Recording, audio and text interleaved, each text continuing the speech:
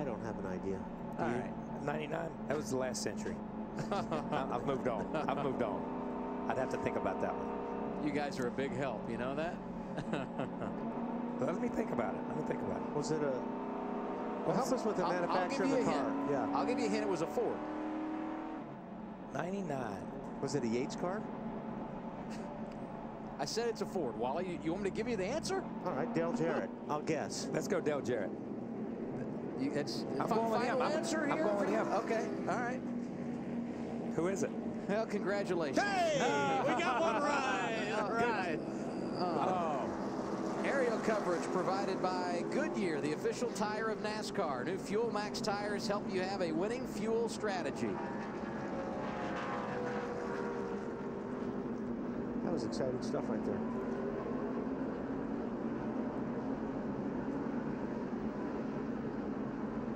Clint Boyer to a backup car, and now he's on pit road. There, guys, that's good. That's good. Looks like it's going to be. If you got work to do on your race car, a long caution early certainly plays big dividends. I'm trying to figure out what happened. Did they break a hood pin there, and that's what they were trying to fix? Because I don't think he made contact with anybody.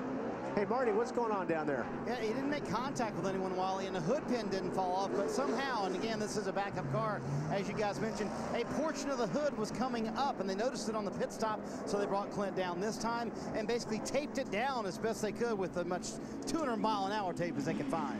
So it was coming up at the seam? Correct, at the seam where it meets into the front end. Wow, that could be a big problem at 180 miles per hour here on the straightaway. So a hood, is Marty still there? So a hood pin's not undone and the car hadn't been hit. That's strange, unless a weld has broke on the frame. You know what I mean? And the weld itself. It probably did because they had broken. a drill there. Yeah. So the weld has broke and it's kind of lifted itself up, and that's kind of freakish, but it does happen. Marcus Ambrose brought out the first caution of the day. He was a lap down, but did receive the free pass. The restart comes. Kurt Busch, the leader in the outside lane. Hamlin's going to drive it in there. He's been really, really good down on the bottom, but he's just got to get enough to clear him, and I'd be moving up right now. Yeah, he's been really good at driving that car down on the bottom, and he pulled that one off. Yeah, his car really rolls into the corner and to the center of the corner and almost through the center where he can go to the gas really early.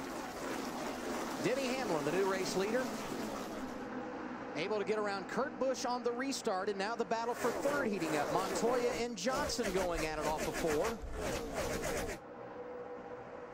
And as we see Hamlin officially get that last lap led as he crosses the start-finish line, any surprises from Kurt Busch using that outside lane on the restart? Because he has the choice as the race leader, obviously. Yeah. I think, as you heard on the pit stop, they made some adjustments to try to make that car better on the get-go. I think that's where he's been having a little bit of trouble on the first or second lap. It's been a little bit of an issue, and I think Matt brought that up. But I don't think he's got anything to worry about. As good as his car is, I believe he's not going to let Hamlin get too far away.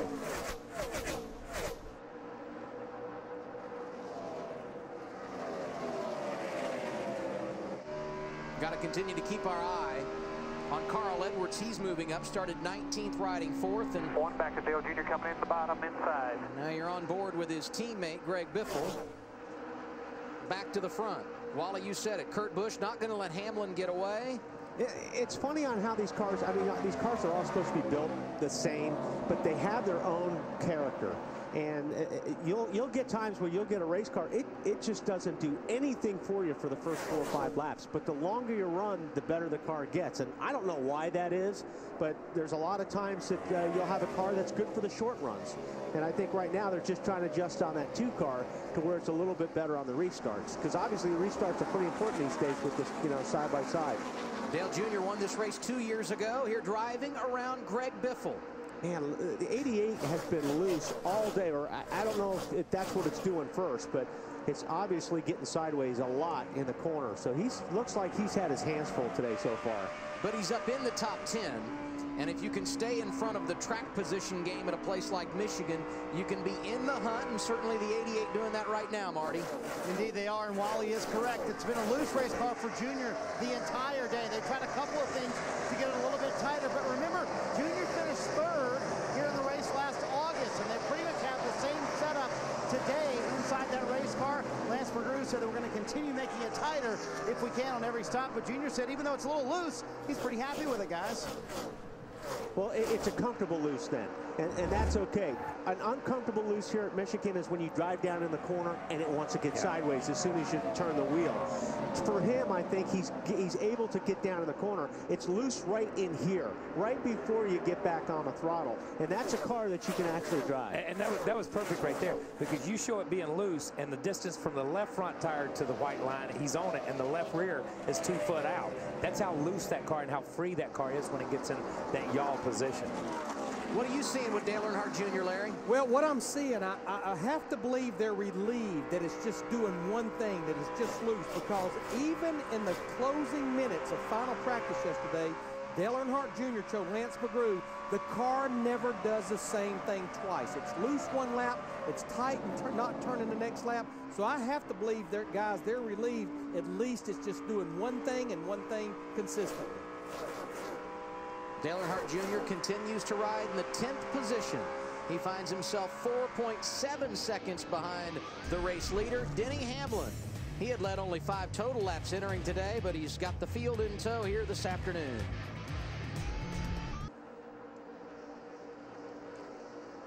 NASCAR Sprint Cup Series racing today in the Irish Hills of Michigan. Presented on TNT by Captain Morgan. Denny Hamlin leading this race by 1.2 seconds over second place Kurt Busch. And now time to answer our Aflac trivia quiz. Who set the race speed record at Michigan International Speedway?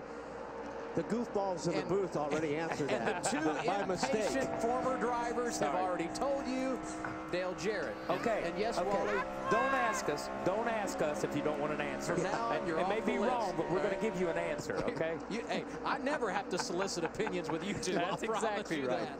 That's impressive. 173 miles an hour by Dale Jarrett. Carl Edwards just settled in behind Jeff Gordon, Matt. We talk all about balance, especially when we come here to Michigan International Speedway. They made a track bar adjustment for Carl Edwards to help through the center of the corner.